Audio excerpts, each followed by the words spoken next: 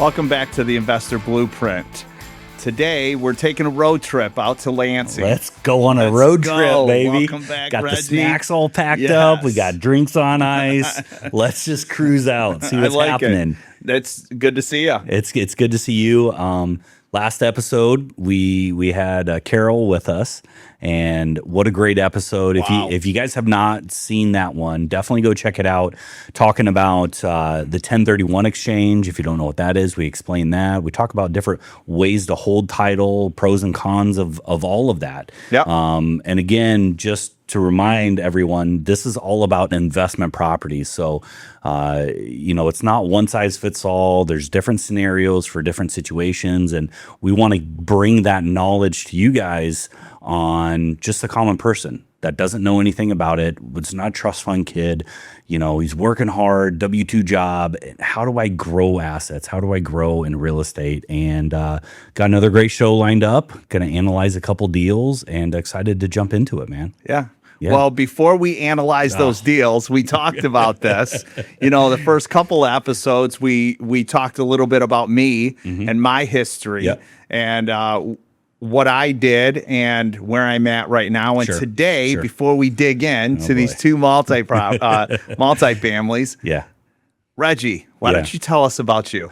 Well, I mean, there's a lot there, but we'll just hit the highlights and just go from there. I like it. Just kind of shoot from the hip here a little bit, but I'm not from Michigan originally from Iowa, so born and raised there, and been living in Michigan for the last almost 15, 20 years. So I really like it up here. It's nice. Got kids and the family and all that stuff, and really, I got involved in the mortgage industry back in 2020. Literally a month before COVID hit.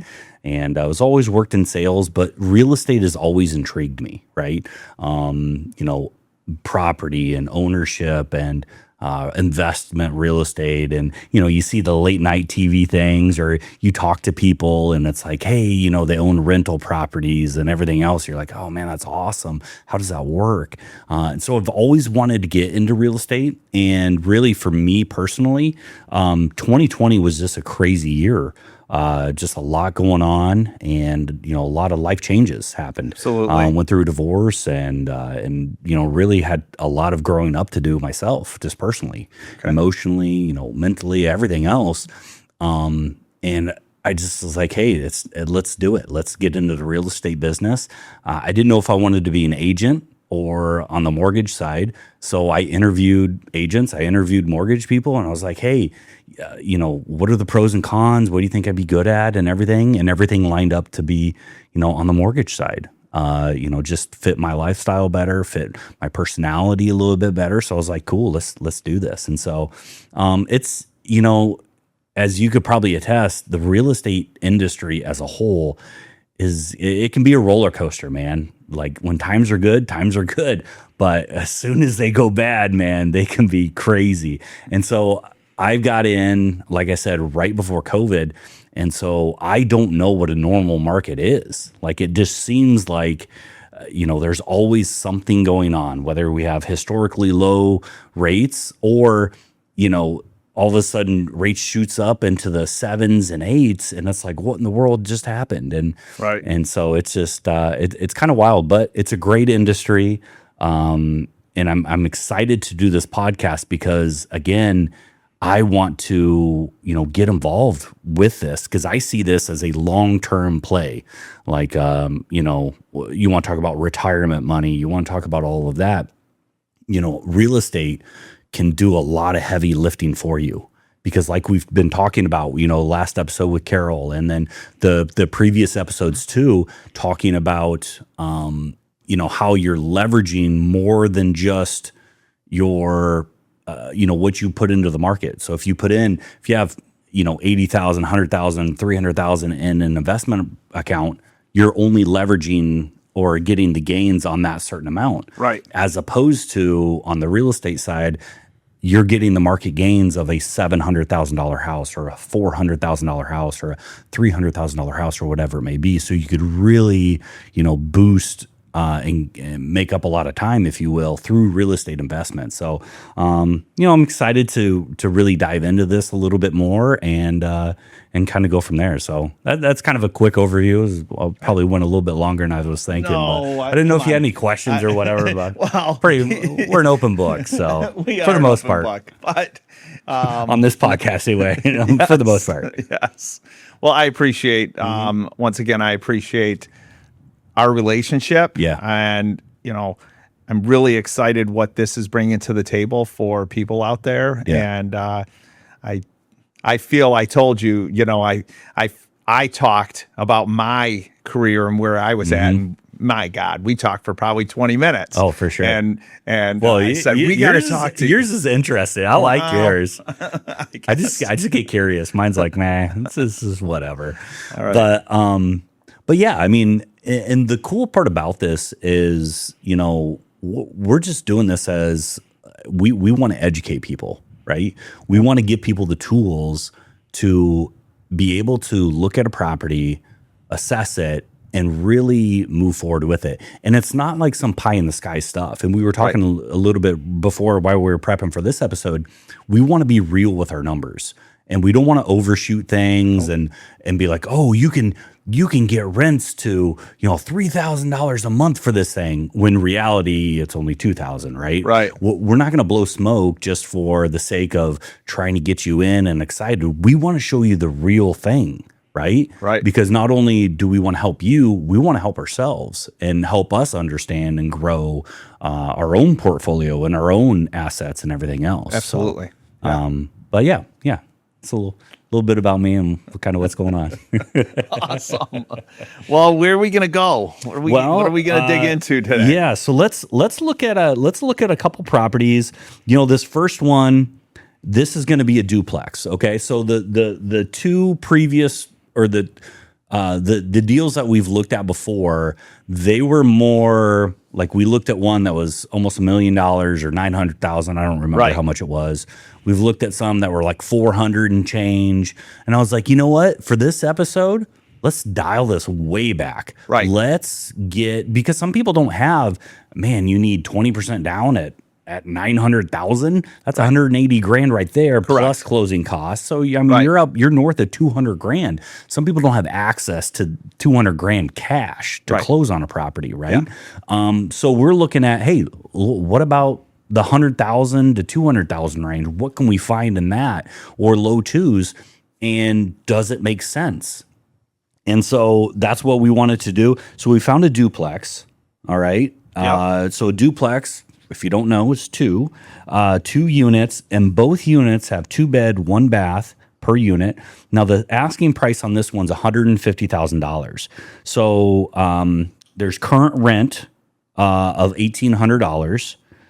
And current taxes just over $6,500, and it was just listed on the market. Correct. Yeah. So I don't know. Do you want to chime in on this one a little bit? I once again, whenever I look at these, I always go to, where are the taxes, right? Yeah, and for sure. When we look at the last couple times. Yes, and when we look at the second unit, it looks like they haven't owned that property that long, so the taxes aren't that much of a jump. Mm-hmm. It looks like these taxes on the jump, when they went uncapped, they jumped up. Where are we at, Reggie? They jumped up to 6,000. Yeah, 6,000, and they were. What were they, about 50? So neither one, they didn't jump up that much. They're not jumping, because the other ones, and you've also got to remember how long have these properties been held. Correct. Right? How long have they had them? I think both of these properties have been bought and sold within the last handful of years for sure. I know one of them for sure was in the last couple years. Right. So those taxes aren't going to really jump. No, they're already correct. So we're not going to see a significant jump there.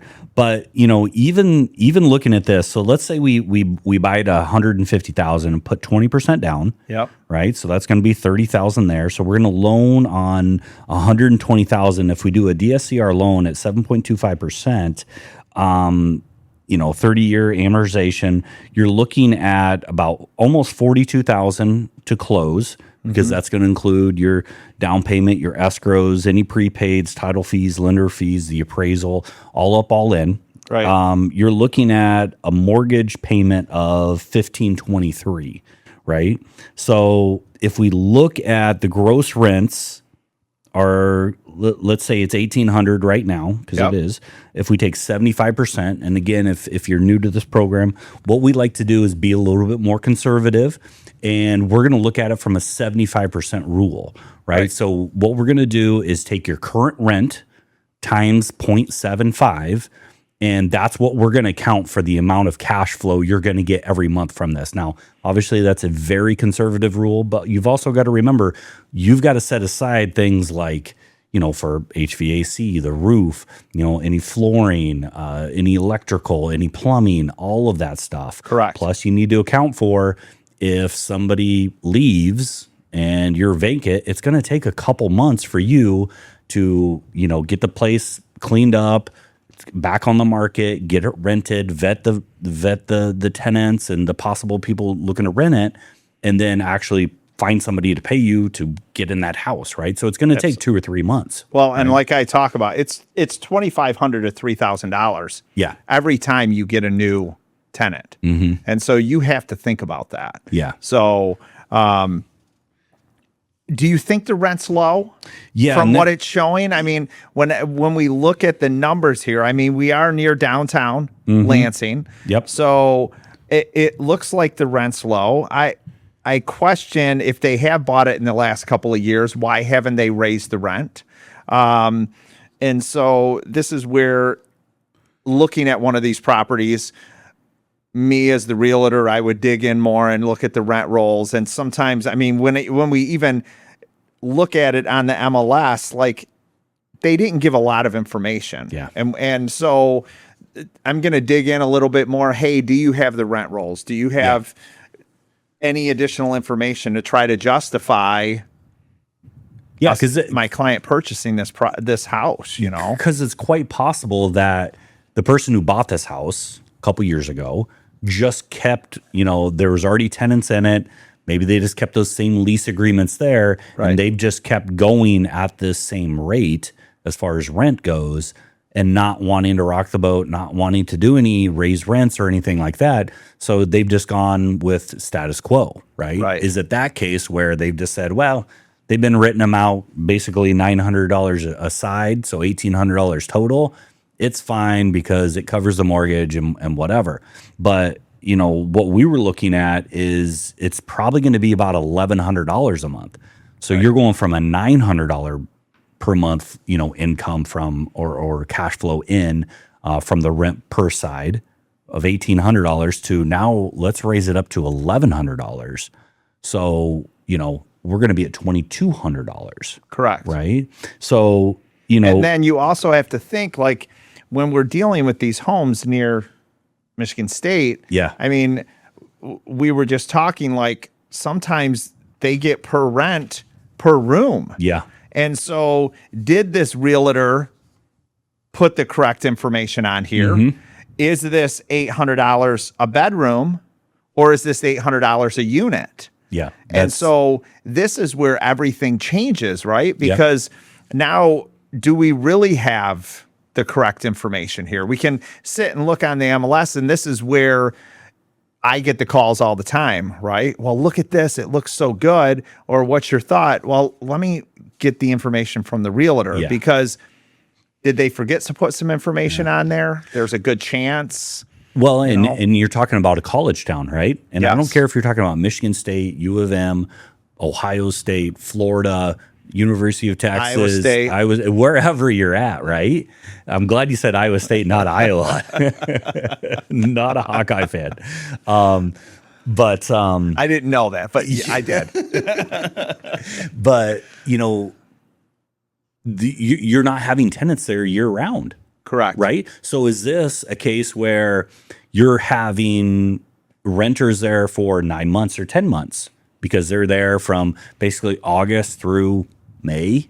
Right. So you're missing out on June and July essentially, right? Right. Or maybe they start in September. I don't know. I mean, every school is a all little bit depends, different, right. But you're not making those at least 2 or 3 months. You're not making any income off of that. So Correct. those are different things you need to think about. And then you've got college kids in there too, right? Yes. That you've got to think about where it's at and the proximity to campus and what kind of kids are going to be here. And because I was in college once too, and Charlie, I mean, college age kids don't always, boys anyway, don't make good decisions. Correct. All the time.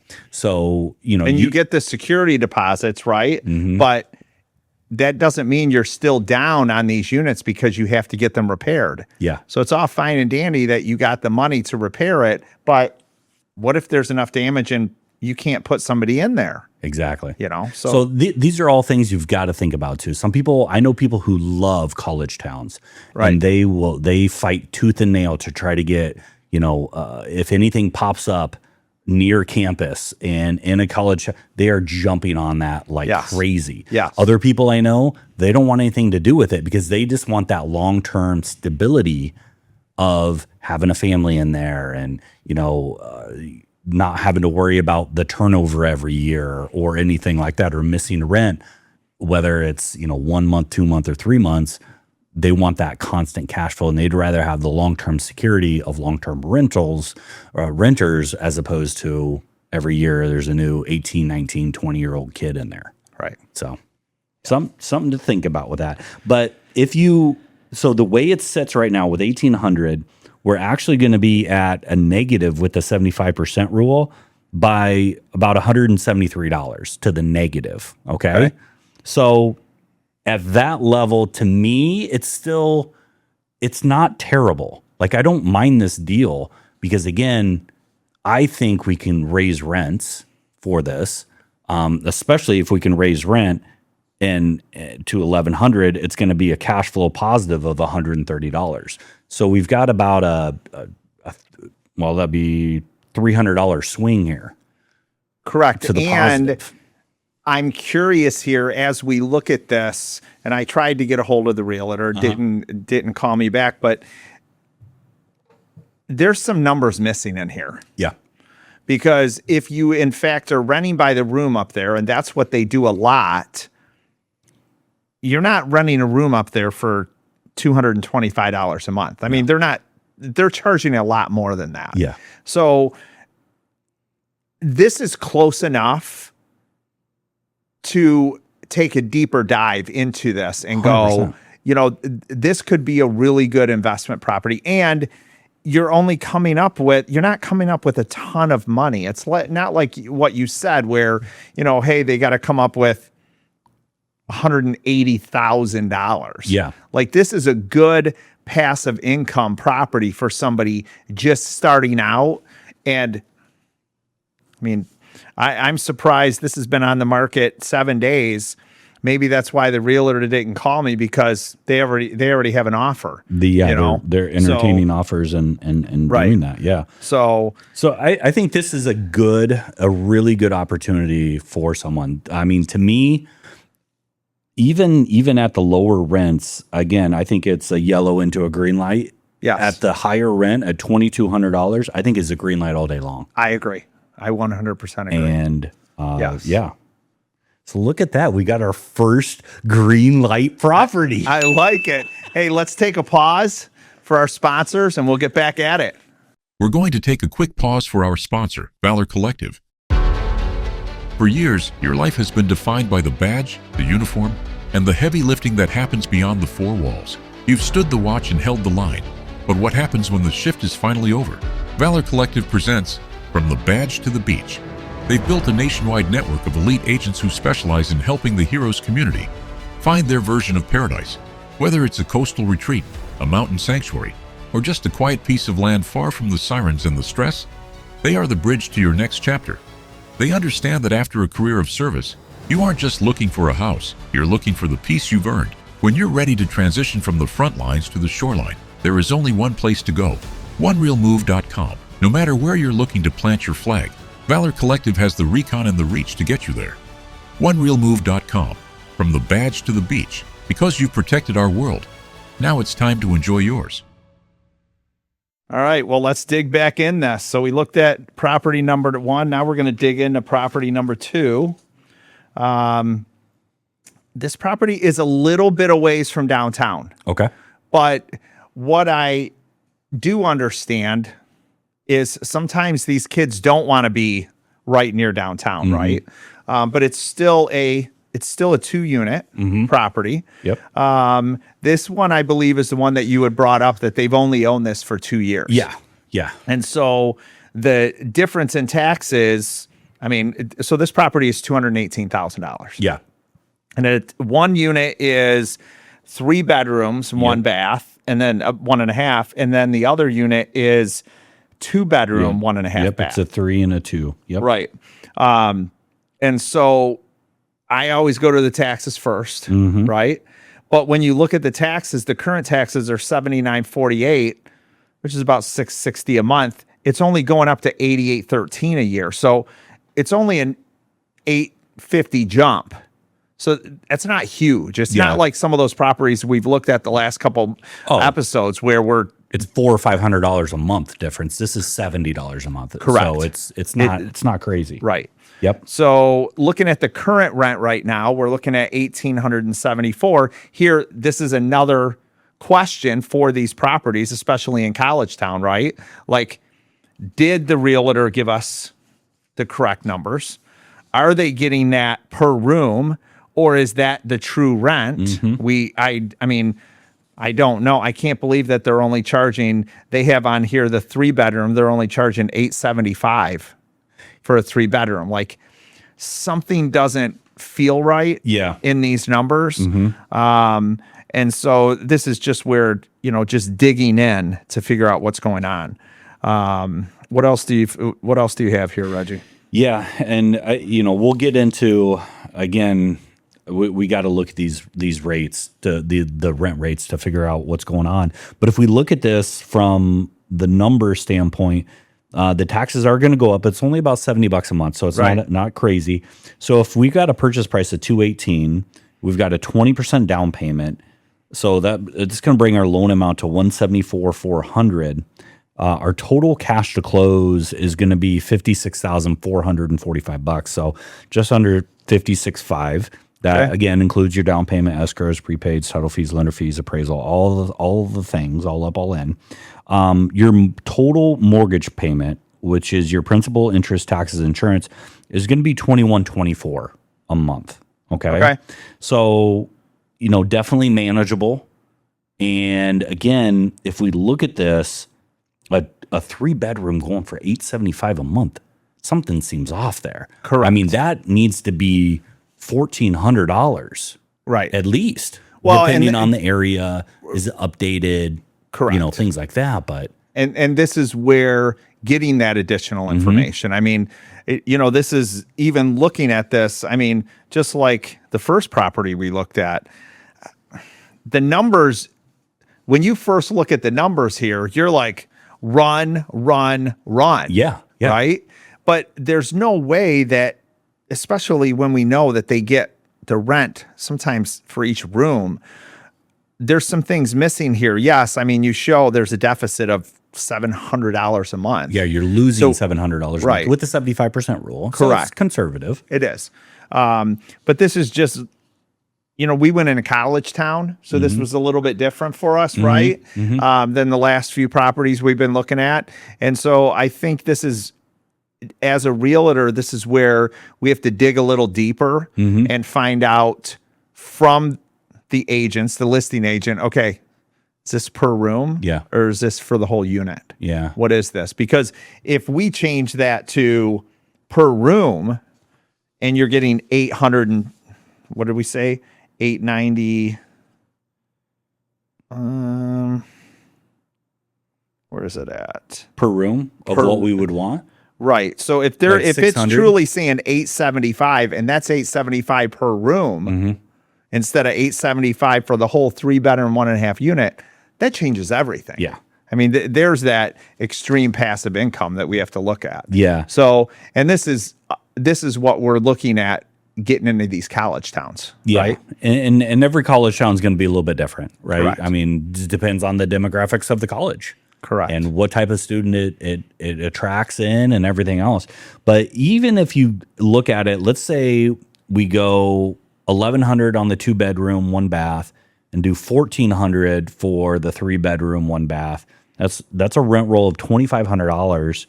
Even with the 75% rule, we're in the negative about $250 a month.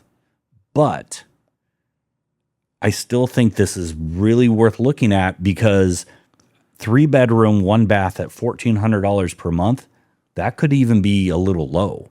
Correct. So if you can get that up to $1,600 a month, which is not going to be crazy, right. I mean, then you're essentially you're losing $50 a month with the 75% rule. Obviously, you're going to be cash flow positive in the real life, because you're not going to have that. But that might be, hey, that could be. It's something to dig in and look at and say, okay, what are the true numbers? Yep. Where are we truly at? I'm not running away from either one of these properties. Nope. As we've looked at some of these properties, it's been clear. It's been clear. Yeah. And we talked last week, with you and Carol, where I was the one that was like, I'd still go for it. And you both were like, no. So I think here we're on the same page, that just a little bit more digging, a little bit more education on these properties, this might be something good. And it's a lower amount of money to come up with. The barrier of entry is lowered for sure on this one. And again, we just want to stress to everyone out there, you want a quality inspection with this, right? We're checking out the roof. We're checking out the electrical. We're checking out the plumbing. Absolutely. We're checking out the flooring. We're checking out the foundation. We're checking out the sewer, everything that you can look at, nook and cranny, because the last thing you want is you get in this and you're like, babe, we're getting this house, we're getting investment, let's go, let's do this. And then something happens, you didn't know about it 2 months in, and it's going to cost you 10 grand, or it's going to cost you 5 grand, or whatever it may be. That would be absolutely devastating and kill any momentum and excitement that you have moving forward. And truly, an average inspection on a multifamily, a 2-unit, you're going to be around $850 to $1,000, and it's well worth every single penny. Maybe a little bit more if we're going to need to have a plumber come out and camera that drain to the street to make sure there's not an issue. But other than that, I think both of these properties could be they're that yellow green. Yeah. They're maybe even that. Yeah. They're a good properties that I think we could do a little bit more digging to find out, okay, what is truly here? Yeah. One of the things that I struggle with sometimes is the agents put zero information on the initial MLS, and now we're digging. And maybe if I do finally get a hold of one of the agents, they'll get back to me and go, okay, I have all the documents you need. I have the full rent rolls. I have all of this. And so before we would even go look at that property, I would make sure to have all of that in place to sit and talk to my client before we go look at it. Well, for sure. I mean, let's just state the obvious, especially with gas being over $4 a gallon. You don't want to be driving 30 minutes one way, or 45 minutes, or 15 minutes for that sake. Just to, if you know that the numbers aren't going to work out, then there's no reason to do this. And that's a big part of what we want people to understand and help realize, is that just because you're doom scrolling at night on Zillow or whatever, there's a calculator there. I get it. I see it too, but it isn't always the most accurate thing. No. Because it's not going to take into account tax prorations. It's not going to take into account what are the new taxes going to be. It's not going to take into account what are title fees. It's not going to take into account what is the appraisal. Because with these rental properties, not only do you need a standard appraisal to say what is the value of this house, we're also getting a rental appraisal too. meaning what are the other rentals in the area, the circumference around a certain, whatever property you're buying, what does a 3-bedroom, 1-bath go for? Right. Or, what does a 2-bedroom, 1-bath go for in the Lansing area, in the Ann Arbor area, in the San Jose area, in the Tulsa, Oklahoma area, right, in wherever you're at. And they're going to get an assessment to figure out, is this rent realistic? And then that's what, as a lender, that's what we base everything off of. Right. Because obviously we can't give you more than what the house is worth, and we can't account for, a higher rent just because you say you want to rent it for, $1,400 a month. If the area only supports $1,100 a month for that 3-bedroom, 1-bath, that's all we're going to be able to account for. Correct. So you got to be careful with that too. Right. Yep. So it's the initial just digging in on these properties. I get the calls all the time from clients that they look at this property. I found this property. You didn't see this property. Yeah. And I pull up the property and, I was just talking with a client that she really wanted this property. And when I dug into the agent information, it was a cash only because the sewer's down. Well, there we go. There we go. And then, major issue. And I have a client that she's needing to get concessions to close on the property. She doesn't have $10,000 or $15,000 to fix that. And you're going to have to pay cash because a lender's not going to allow you to buy that property. So that's why these inspections are so important. Yep. And, to tie this into the last episode that we had with Carol from Liberty Title, what does title look like? Right? Absolutely. Are the people who own the house on record, are they still alive? Right. Is it held in a trust, or, right, do we need to go chasing stuff? Is it a clean title, or are there any other liens against it, or any clouds or anything like that? Right. How easy. So again, please get the pre-title work, do the due diligence when you talk to the agents. Yep. And to say, hey, have you pulled title? Are there any issues there? Who owns it? How is that being held? Or, are they going through a nasty divorce right now? Is it in probate? Like, all of these things are not on the MLS listing. Nope. Should they be? That's a different discussion for a different day. But, in an ideal world, yes. Agents would be forthright and say, hey, this is what's going on.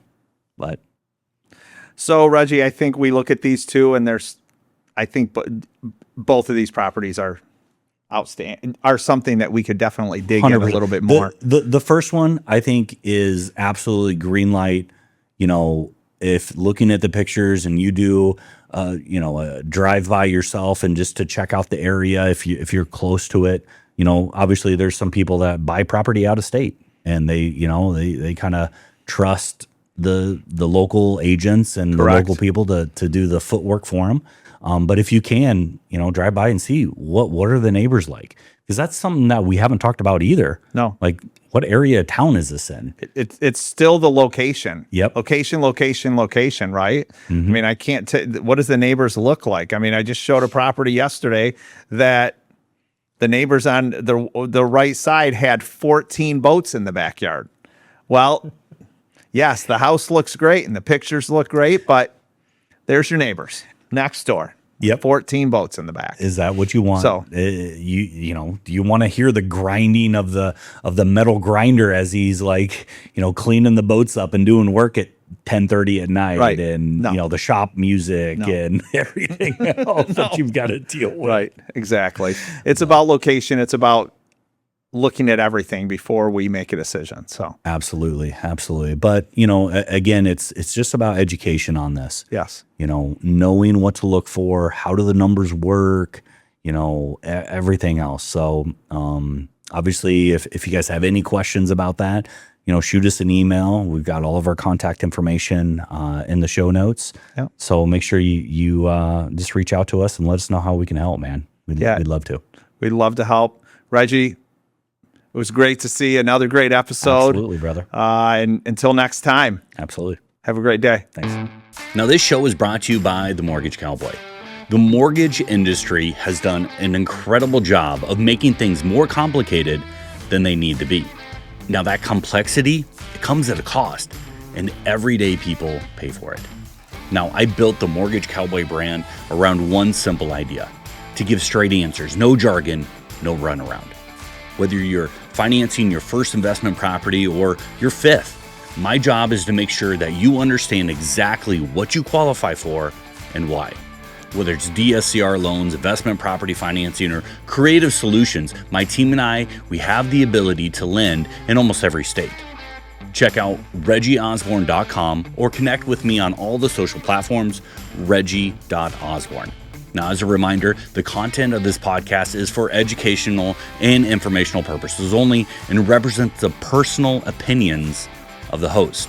It's not intended as financial advice or legal advice or investment advice and should not be relied upon as such.